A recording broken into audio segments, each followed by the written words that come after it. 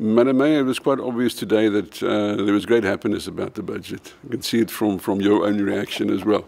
And the opposition parties, they were very congratulatory. Now, as the Mayor, what specifically makes you happy about the budget you presented? Thank you very much for this opportunity. You see, besides us being congratulated by the opposition, it means that we are indeed a caring organization. We put the needs of the community before us.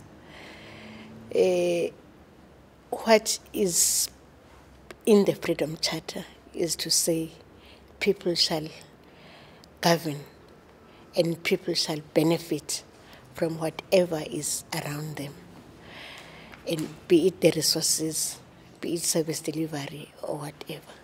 So what we are doing here means just that you can never separate people that are living in the rural areas from the people that are living in the urban areas, because that is what is informed by our budget, to say we want to develop more of the people that are underdeveloped.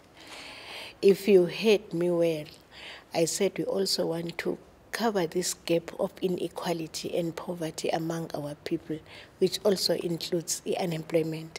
Because the more programs we have on the ground, it means that we'll also be having some job creation where people will be benefiting and they will be able to put a plate on the table. So this is what informs our budget.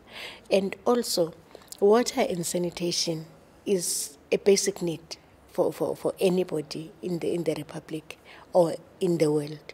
So if you fail to give a person water, you are depriving that person of the greatest necessity in his life.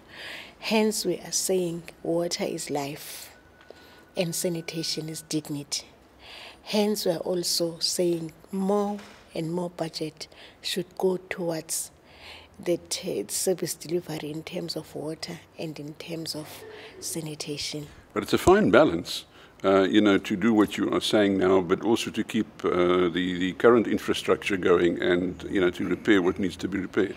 Yes, it's true. For instance, if you go to our urban areas, if you look at the infrastructure that is there, that is currently existing, one, is insufficient, two, it's old, three, the material that was used previously is the one that breaks so easily, it's almost perishing now. Hence, on a daily basis, we are coming across burst pipes, be it sanitation, be it water, and so on. So hence, we've put aside quite a substantial amount of money to look into replacing the aging or the aged infrastructure. That is mainly in the urban areas.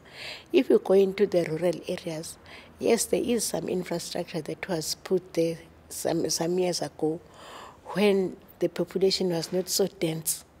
Now, with the density of the population in the area, you find that the pipe that was put there 20 years ago is no longer sufficient to fit the community that is there, that is growing on a daily basis.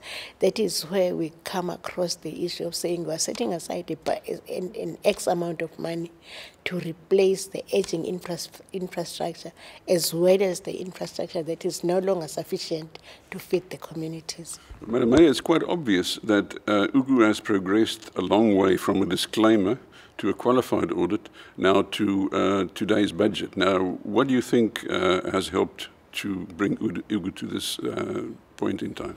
In my speech, I mentioned back to basics, and that is where the crux of the matter is.